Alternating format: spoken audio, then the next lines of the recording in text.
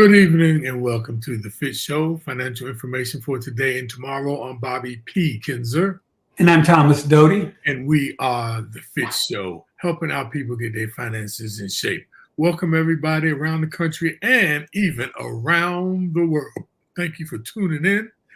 This is our 168th show, Dope. That's about 2.5 years. So we rolling right along. Today is Thursday, September the 26th, 2024. We got a lot of information for you. Last week we talked about should you consider dividends. We hope you learned a lot about dividends, especially qualified dividends and ordinary dividends, knowing the difference and knowing, because we always talk about compounding interest, but another way to build wealth is compounding dividends. So you can always go back and check out, those shows, by the way, if you missed it. So please do. Please click on the like button and the heart button because that gives us traction. It exposes us to more people. And put information in the comment. And this is the way we make it like interchangeable, interactive. We're in a virtual studio. You can't be in here with us, but you can interact with us through the comment box. So if you have a comment or question or anything we're talking about, or you have another subject that you'd like for us to consider on future shows, please put it in the comment box. We really appreciate that because we just look for as much information as we can get. As I always state at the top of every show, to give you a full disclosure statement or disclaimer, we are not fiduciaries. We are not financial advisors. We are financial educators. We try to provide you with much information as we can and hoping that it can help raise your boats, close that wealth gap, and that you will actually have generational wealth, So that's very important to us. So just tune in, and we're here every week, same time, 8 p.m. So please check us out. Dote, how are you doing today? I'm starting to get a little nervous. It's been raining. We're getting remnants of Helene, but we won't get the hurricanes or tornadoes or flooding. Just a lot of rain. So, well, I see it's been downgraded to a Category 3. Not that that's all good, but it's better than a Category 4. And I know people right in line for it in Tallahassee and other places on that Gulf. So we pray for them that they will come out of this unscathed. So, Dope, interesting show we have this week called "So You Want to Be a Millionaire," and who doesn't want to be in there? Want to be a millionaire? But maybe I guess there are some people. But it's not as hard as you think to become that. And we're going to discuss some things about that on this show. But as we start the top of our show, we start with the stock market, because we know a lot of people are in the stock market and we are believers of the stock market. So let's go to the video. How are we doing this week, Dote? This is really just a very, very quiet week. There's been some ups, there's been some downs, nothing really of note to talk about. You can see the S&P is only up a little, NASDAQ's up slightly. Microsoft's down 8, and there might be a little reason for concern. There's 59 major analysts that follow Microsoft, and 56 of them are still bullish on the stock. 2 are, I believe it's a hold, which means they're kind of lukewarm, and 1 is actually bearish. And so the consensus average target price for Microsoft is like $497. So everybody's still kind of bullish on it, but it's kind of had a little hiccup in the road the past week. It's down 8 points. Tesla took a big jump. There's some positive news on their sales front, but as we always say, Tesla's up and down. Apple's basically flat or down $1. Same with Pfizer. Nvidia jumped 6 and Google jumped 1. So it's really a very quiet week. Nothing really going on in the market. We got the big bump last week from the rate increase. There's just a lot of crazy stuff's going on between lawsuits with Google, and I think over in the EU, Google is suing Microsoft. So I think some of the lawsuits are kind of weighing down Microsoft and Google, but we'll see how that shakes out. Everything is still looking good. And if you look year to date, you can see that everything is basically up. Even Pfizer is showing negative, but it's only down $1. And as we always talk about, it pays almost a 6% dividend. And one thing to note, the other stocks on this list, because they're all growth stocks, they really don't pay that high of a dividend because, of course, they're investing their money for growth. So year to date, everything's looking good. If you invested in any of this stuff in January, you are way up money-wise at this point in the year. So there you have it. Not a lot to report, but at least there's no bad news. That's good news. So I take that, dude. Gold is up. Actually, physical gold is up over $2,600 now, though. Hey, Bob, I'm up 25% on my IRA. I bought the one I bought April 15th. I'm up 25% since. Which is a gold fund, correct? It's a gold fund, yes, through Fidelity. Right, and I have actual physical gold that's valued at over $2,600 an ounce, and silver. What did you get in at? I got in at around about $1,000. Oh, so you almost tripled your money. Correct. Yeah. So that's pretty cool. And then a lot of people are suing people, though, suing companies.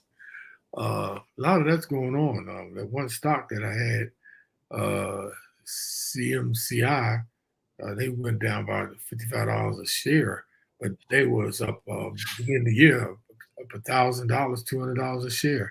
They're down to $400 a share now. But remember, y'all, it's all about the long haul. So, Dope, let's talk a little bit about the cryptocurrency market. Cryptocurrency market is up 5%. That's good. It's up 105 billion. The total market, which is at $2.3 trillion. But look at the Bitcoin. The Bitcoin is up from last week $2,000. It's up 3%. It's up to 65,000. When did you get in, Dope? I got in. I've tripled my money on Bitcoin. So wow, right. Yeah, I've done okay on Bitcoin. I got in at 29,000. Okay. And that was late. That was like 2019, I think I got it. And it was at 29,000. So it went all the way up to, I think, 75,000, though. Wow. It's still down, but people who got in those earlier years before the pandemic, they doing very well, and I'm doing okay. So that'll work. And Ethereum, the smart contract, is up 6%. It's at $2,629 a coin. And Tether, which is tied to the dollar, and that's why it has not moved. Solana is still at number 5, and it's up. Oh, somehow I did not get the percentage change there, because that's I should have got that change. It's up. How much is it up? It's about 8%. 9. Good call, though. 9%. You pretty much on there. Pretty good, though. But it's 9%. I don't know how I missed that. But anyway, we correct these things right away. That's how we do here. We don't want to have no false information there. And then the Dogecoin, or the dog coin, as they call it, it's up 20%, but it's just 2 cents. But hey, guess what? If you had it, then you're up 20%, believe it or not, So that's how it goes, though. And, it's highly speculative. I just want to make that disclosure statement, but, hold on. If you not doing that well, hold on. And then you can always do tax harvesting if you don't want to hold on, if you write off. If you're losing, yeah. You could write, if you're losing, then you can write off, I think, up to about $3,000, though. Yeah, and if you have gains, you can use it to offset your gains. And the one thing you got, right. The one thing you got to remember, if you sell a stock that you're recognizing a loss on, and you want to buy it back, you have to wait 30 days. It's called the wash sale rule. if you want to buy that stock back, you have to wait 30 days if you want to recognize the loss. But Bitcoin does not fit that category. So if you have a loss in Bitcoin, you can sell it, take the loss, and buy it right back. Wow. Didn't know and then that. you have that loss in your pocket. So Oh, that's interesting. to consider, especially if you have gains on your stocks, you can use that loss to reduce those gains. Right, and that way you won't be hit with the tax, right? Well, you lesser tax if you have gains. Right. You're lessening your tax, yeah. Oh, Modestine said there's still a category 4. Okay, she down there in South Kakalaki. Sorry to hear that. I hope you're all right. I think she's on the western side, I think, which is where it's going to hit. It's going to come up through Florida and hit the western part of North and South Carolina. And I think that's where she is. I'm not sure. Is that where you? Yeah, where are you? Where's Lexington, South Carolina, Modestine? Is that west on the Gulf side? So put it in there and let us know. And we make sure we pray for you, my dear. All right, dope. Let's get this is an interesting topic though. So you want to be a millionaire. Dope. A lot of people are millionaires these days. Yeah, and a lot of people they think it's hard. You know, you talk about building your net worth, and we always preach that we aren't the get rich quick people. We look at it as a marathon. We go slow and steady, investing consistently, constantly over the long haul in order to build wealth. We base most of our theories on the fact that the S&P 500 has grown about 10% over the last 50, 60, 70, 80 years. And so we tend to look for the long haul. And so if you're trying to grow wealth, it can be daunting to think about, I want to get $1 million. That's a huge number. And again, it could be intimidating to think about it in those terms. But what we're going to talk about today, and if you can get to that first 100,000, if you can just get to the point where you got 100,000 invested, then it's very, very easy to get to that million. Now, that's tough for some people to do now with the way times are. But if you can just get to that 1,000, you can kind of take your foot off. 100,000, I'm sorry. Get to that 100,000. Thanks, Bob. If you can get to that, you can kind of take your foot off the gas and let compounding work for you, and you can start making some serious money. And it's a lot easier to get to that million if you can get to that first threshold of 100,000. And that's a little easier bite or a little easier thought to have if I can get to this 100,000, as opposed to thinking about, I want to get to $1 million. So that's what we're going to talk about tonight. And the key is the 100,000, though, because the key is what it's saying. Once you get the 100,000, then that compounding interest start working in your favor, especially if you are investing at a rate that is, that can exponentially grow. So we want to talk about that because there's a well-blazed trail to your $1 million mark and beyond. Normal people do it every day. It doesn't take entrepreneurial genius, investment wizardry, wealthy relative. The secret is that it's not a secret at all. It's mostly about dedication and commitment to your goals, you all. Everyday people are making $1 million. A lot of people, $1 million are people in their 401k plan, especially the thrift savings plans, though. There are a lot of millionaires, a lot of my friends. But however, if you be patient, it can happen over time with a consistent, repeatable process. The people who reach their goals through saving and investing followed a straightforward path. They made a plan, created a saving strategy, and believe it or not, automated their savings. After that, it's a matter of executing the plan and continuing to refine it over the years. Now, the following is what what you should know about making $1 million. Okay, so that first 100,000, sometimes that's hard to hit. Sometimes people get lucky and do it. But once you hit it, as I said before, compound interest kicks in and things go crazy. So if you can just get to that, then it's almost inevitable you're going to be wealthy. And all you got to do is invest in a low-cost index fund that we've talked about before. And one simple way to look at it is called the growth method, and it's nothing different than anything we've talked about before. You gain control of your finances. You root your investment. We'll talk about that in a minute. Optimize your tax management. Cut down on your debt. And then try to find additional income streams and really work on your self-discipline so you stay on the right path. Now, that's an acronym, right? Growth? Exactly. That's pretty slick, though. I like that. And it's all stuff we've talked about. It's just put a different way. Yeah. So let me talk about the G then, the first one. Gain control of your finances. Gaining control of your finances is crucial for achieving long-term, because me and Doug always talk about the long-term, the long run. Financial stability and reaching goals is about long-term planning. And according to a lot of financial advisors, there's only one way to gain control of your finances. And does anybody know what that is? Budgeting. Once you've assessed your budget, there may even be ways you can shave off some unnecessary dollars and avoid unnecessary spending. That is very important, you all. Unnecessary spending is really shocks and prohibits us from creating the wealth that we can.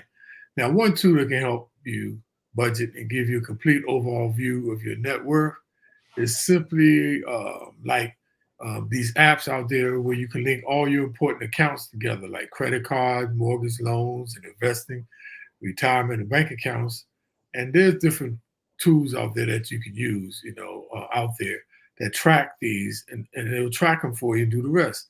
So you can consolidate all your accounts in one place, making it easy to measure your progress over time.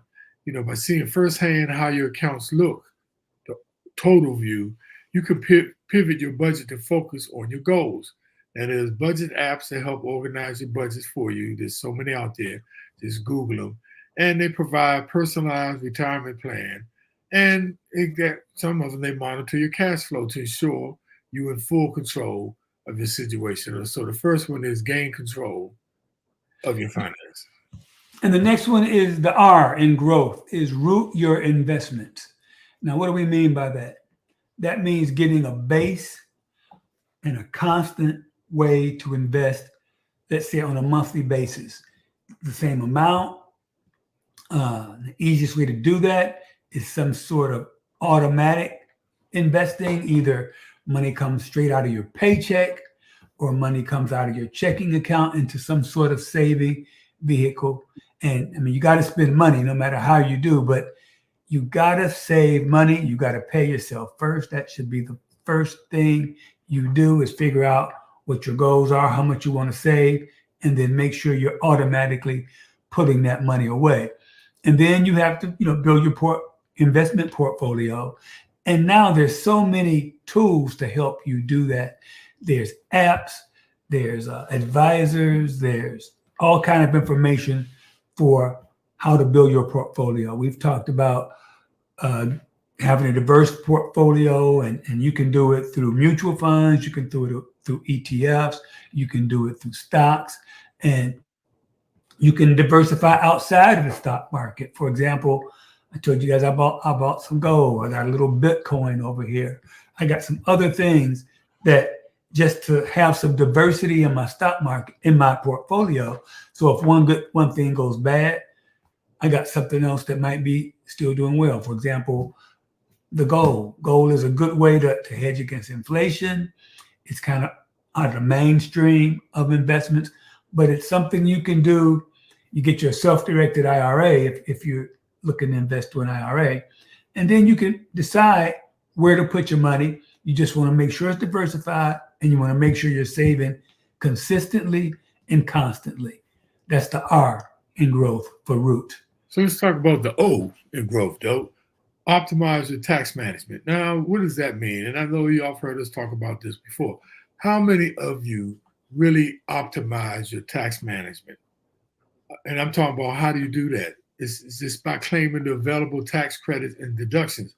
Are you taking the maximum credits and deductions to maximize your tax advantage retirement accounts and the tax deferred savings accounts, or even starting a business and making the most of the write-offs?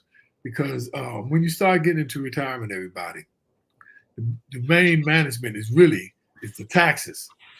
That's what becomes heavily, and you need to optimize those. And that's what the O in growth, and qualified financial advisor can help with all of this and more. Now, if your goal is to increase your net worth, you can find an expert to help you make your plan if you're not sure about yourself.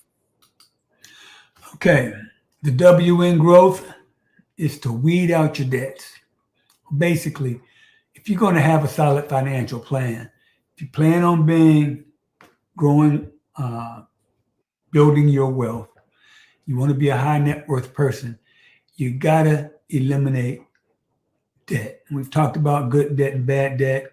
High interest rate debt, you definitely don't want to have, because as we always talk about compounding and how it can build your investment portfolio very, very quickly, it also has the opposite effect when you're talking about debt. If you're paying 15 to 25% interest, you are going backwards instead of going forward. So you got to get control of your debt, especially high interest rate debt. That's going to keep you from doing anything, accomplishing anything. And the thing that kills most people is credit card debt, which is usually very, very high. And it's usually things that you don't have to spend money on. And that's something you can eliminate with just planning and focusing on your goal instead of trying to buy things that you don't need to be buying. Okay. And remember, Albert Einstein said it both. He said, people who understand interest earn it, and people who don't pay it. So that's very important.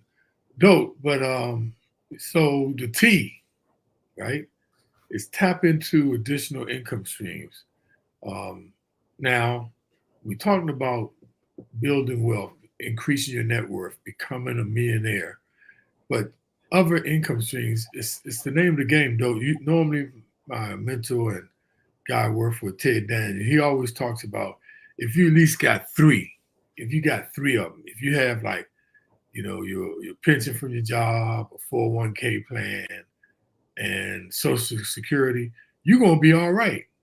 But if you have even additional income streams from that, you definitely, will be in a better situation. Now, if you want to generate investment income from real estate market, there are plenty of opportunities to invest without having to find or purchase a property.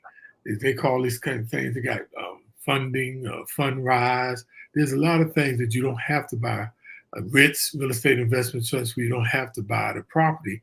And as Rodney Madison talks about, holding mortgage notes.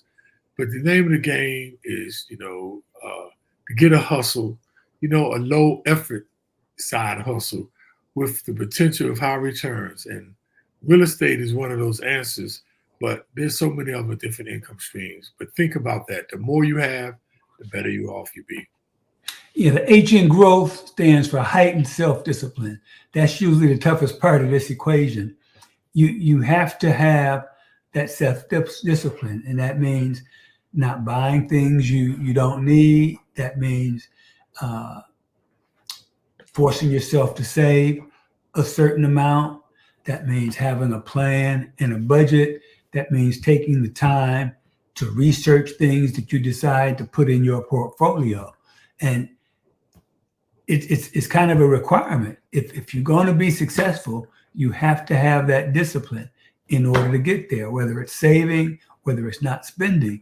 And there's a lot of ways you can do, once you get to saving, you can get CDs, you can have these fixed interest rates. You just have to start saving aggressively.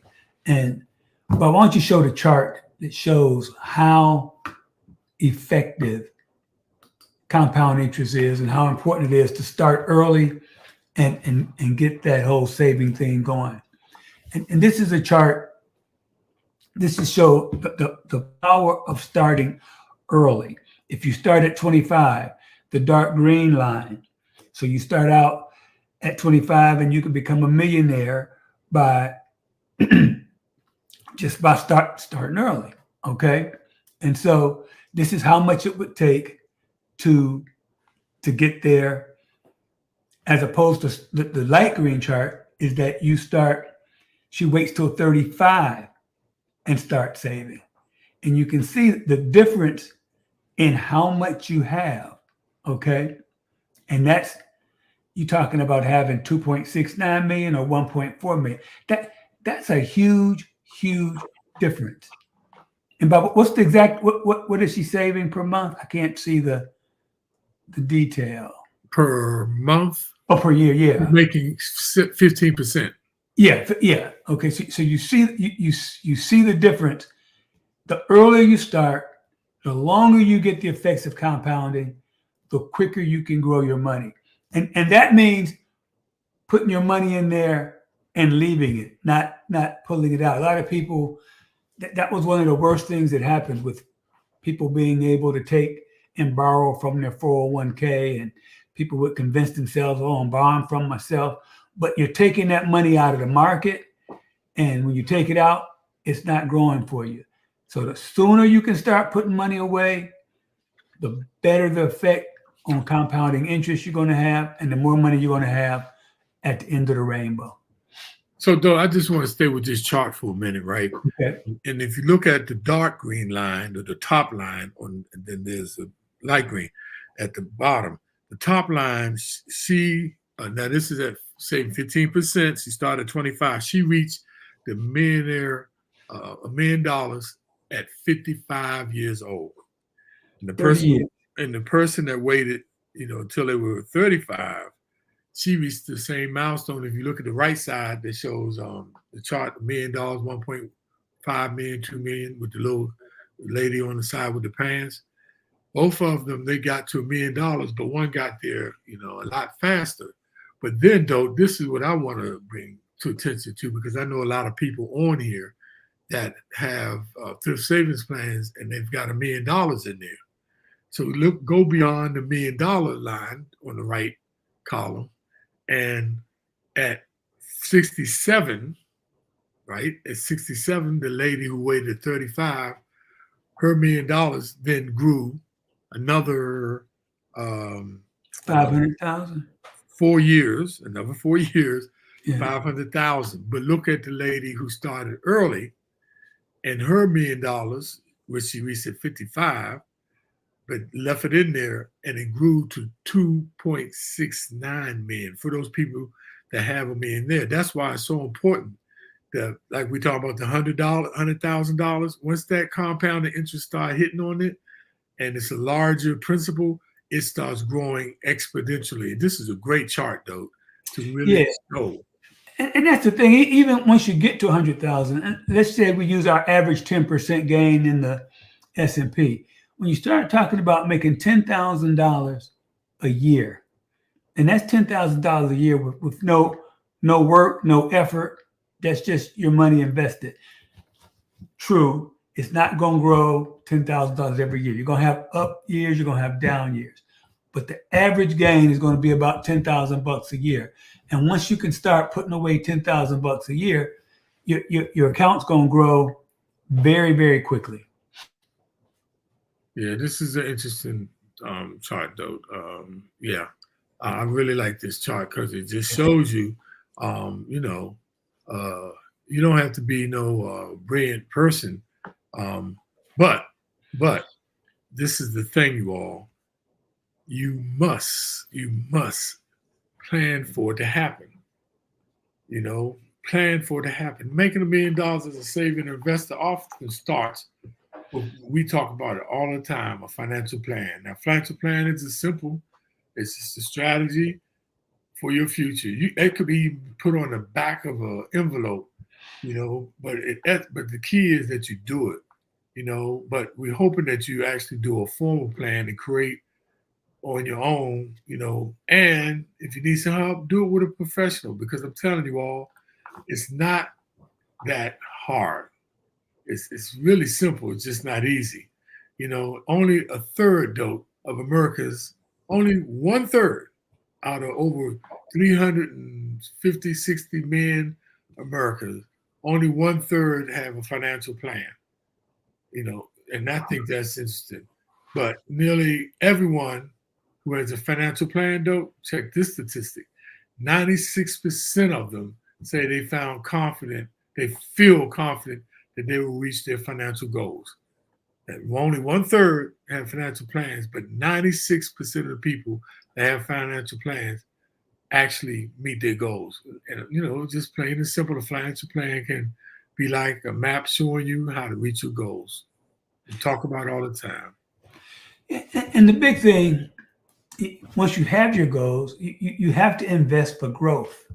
Okay, if you have big long-term goals, you're not going to do it making 2-3% a year. So you have to find growth stocks or mutual funds or ETFs that at least keep up with the rate of inflation and hopefully do a little better than that. And so, as we always talk about, the key is finding that sweet spot where you're taking enough risk to meet your goal, but you're balancing that by not taking too much risk where you're uncomfortable with how much risk or your possibilities of losing. And so you have to take the time to figure out where that spot is for you. It's different for everybody. Not everybody is comfortable with a lot of risk. I'm much more risk aggressive than Bob, and there's no right or wrong answer. It's how comfortable you are with that certain level of risk. Now, show the chart about how $100 grew since 1980, Bob. So you take $100 and you invest it in either stocks, bonds, or short-term investments, which is, we can call it CDs or something like that. And if you look at the chart, you can see how you can just see the difference in the money in the stock market. The S&P 500, that $100 gets you up there pretty fast compared to bonds, and a whole lot better than 3-month treasury bills. Okay, the 3-month treasury bills are awfully safe. You had no risk, no worries. Bonds are a little riskier than T-bills, but not near as risky as stocks. But look what stocks did over that same period. You take that $100 and you look what it did for you over that period. So you take some risk and you just end up doing better. Again, that's no indication of what's going to happen in the future. This is all based on what's happened since 1980, which is actually 44 years. And so that's a pretty good track record of how the market does. So that's why we strongly, for us, are invested in stocks, and we both have done quite well. So look at the box at the top left. So putting $100 in 1980, and it grew in the S&P index fund. $100 grew to $13,665. And look at the difference in putting in a bond, which is safer, less riskier, right? Only $1,756. And then look at T-bills, which is, definitely lower risk, right? Safer, guaranteed by the full faith of the United States government. And $100 after all of that. But though, what I want people to look at is the green line, the S&P 500 index. Just look at that line, how it's gone up and down, up and down. But look how steadily it kept going up and down, up and down.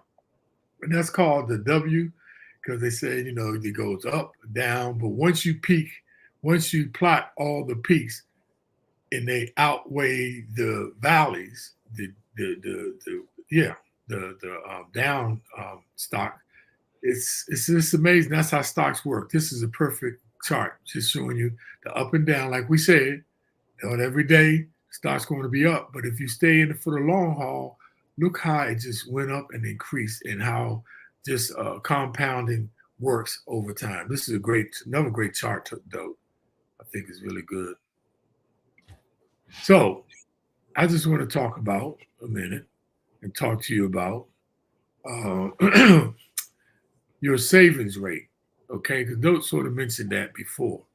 Now, we're talking about becoming a millionaire, you all. And these are just some of the things, and there's more things than this, but these are just common things that how it increases your net worth that helps you get to $1 million. One of the things is increase your savings rate. The increase in your savings rate isn't as difficult as it seems to be for most people. However, the average American puts less than 5% of their income into a savings account, though. Rule number one for increasing your monthly savings rate is simple. Dope mentions this before. We always about this. Pay yourself first. After you develop a habit of setting aside a certain percentage of your paycheck into a savings each week, you can take other steps to increase your savings rate. That's how you get there faster, you all, by implementing a challenge. Start by implementing a challenge everything budget. It's called a challenge everything budget, which will help you to decrease your expenses. Because if you're not having money coming in, one of the ways you can increase your net worth is by decreasing your expenses.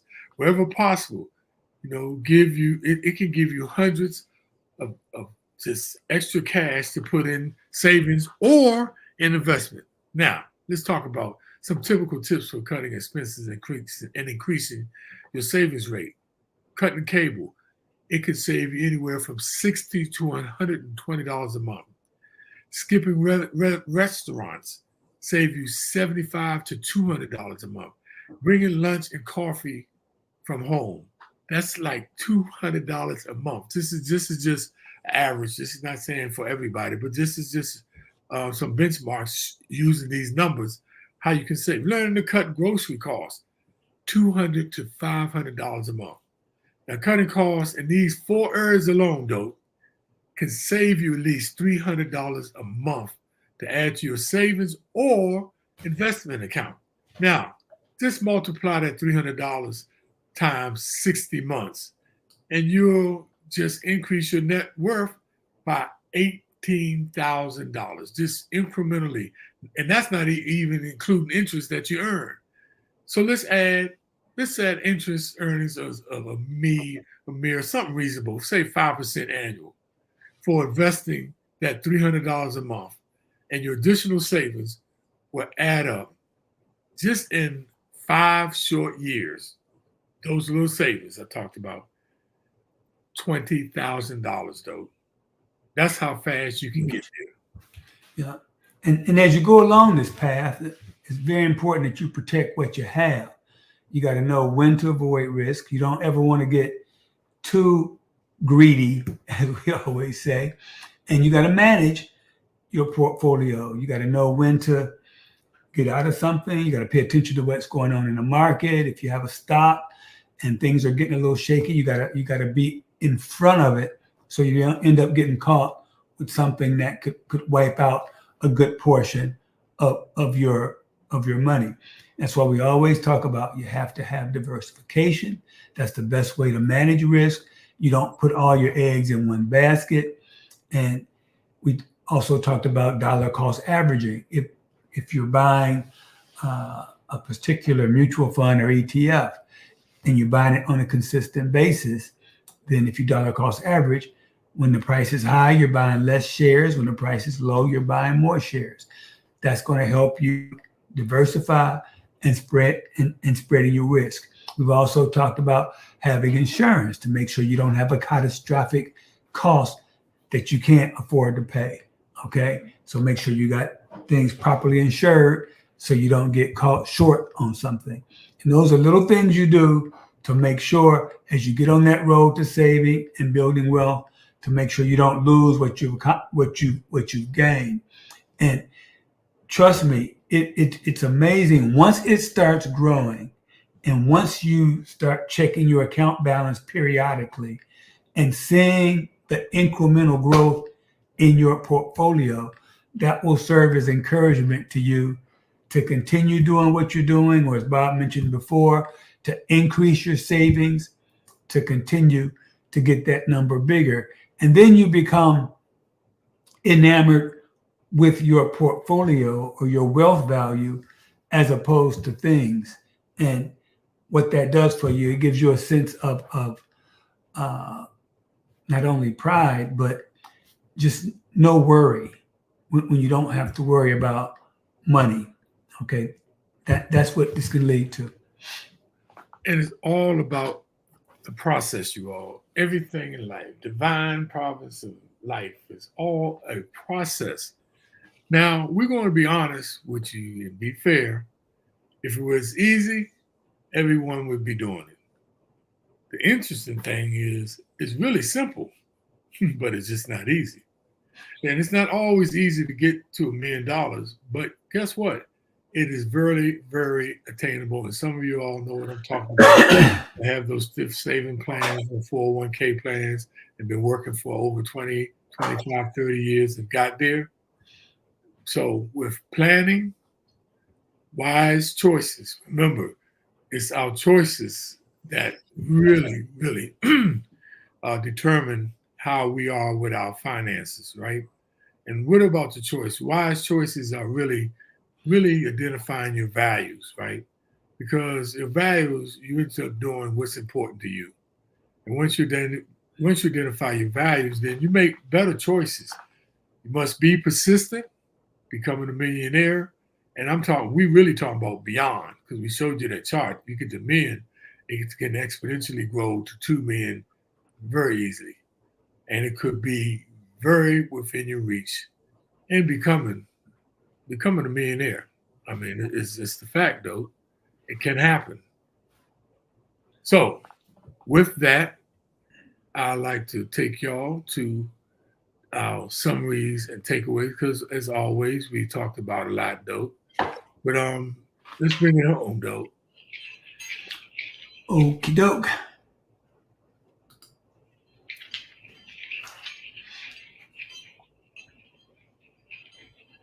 Okay, you have to have a strategy to save. It can't be willy-nilly. It has to be set in stone. It's best if it's automatic and consistent. That's the best way to do it. You got to have a strategy to save money. Pay yourself first. Minimize the taxes, and check this out, and fees. Because a lot of people go to check cashing, and a lot of people have mutual funds that are front-end load mutual funds where there's no load mutual funds that you can go to. We must optimize and maximize the tax deferred, the health savings plans. Use all of these things that can help you, and cut back on the fees. All those fees on subscriptions and cable and all that. It's very important to get you there much quicker. Yeah. Consider investing for growth. It's not for everybody, but no risk it, no biscuit. If you wanna grow faster, you have to take more risk, but you do it intelligently through research and making sure. You're never sure, but doing the best due diligence that you can to pick a stock that's poised for growth. Consistency and patience, plain and simple. One of the reports came out on people with financial literacy. One of the biggest things what they struggle with is patience. I remember when I was a stockbroker, I would tell people, give me that what you save, and it'll double in about 10 years. And they're like, 10 years? I'm like, yes, there's not no get rich quick schemes out there. So, and Dope always talks about this, being consistent. If you got $50 here or $100 there, invest it every month, because dollar cost averaging is your friend. It's also how, once that principal starts increasing and the compound interest on that, it can be there, but you got to be patient. Yeah, and it's not difficult to do. It's going to take discipline. You have to set your plan, set your saving, cut your spending, and that's all hard to do. And it's like anything else. Like it's like diets. You do okay for a little while, but then something throws you off, and then you just give up on it. But this is something that should be part of your everyday life, as far as saving for your future, increasing your financial literacy knowledge, and trying to grow wealth. So at some point in life, you are comfortable and have gotten rid of your money worries. It's not easy to do. It's going to take discipline, but it's definitely doable. So, thank y'all for tuning in. Once again, this was a lot of information. If you have any questions, make sure you put down in the comment box. We would love for you to, if you have any questions, share with us. Thank you, as always, everybody, and tuning in. We have a wonderful roll call of our wonderful people. Modestine, we're hoping you well down there in Lexington, and Rodney, Madison, the Note Experience. Good to see you, my sister Nolia and Linda. Hey, Now, how you doing, my good friend? Garnett Nickens, my little brother, Carl Chapman, and yeah, that's everybody. Can't forget Deborah Doty. Oh, that's Hey, Dee Deb, Dee. what's up? How you doing, girl? Thank you for tuning in. And Dope, just want to remind people that my quote for today is, all rain, excuse me, let me back up. All sunshine and no rain makes a desert. I know that's some deep stuff. Oh, you hear that, Dope? Big Bob dropping some knowledge. All right, y'all. See you all next week, same bat channel, The FITT Show. Financial information for today and tomorrow, 8 o'clock every Thursday, Eastern Standard Time. Thank you. Peace.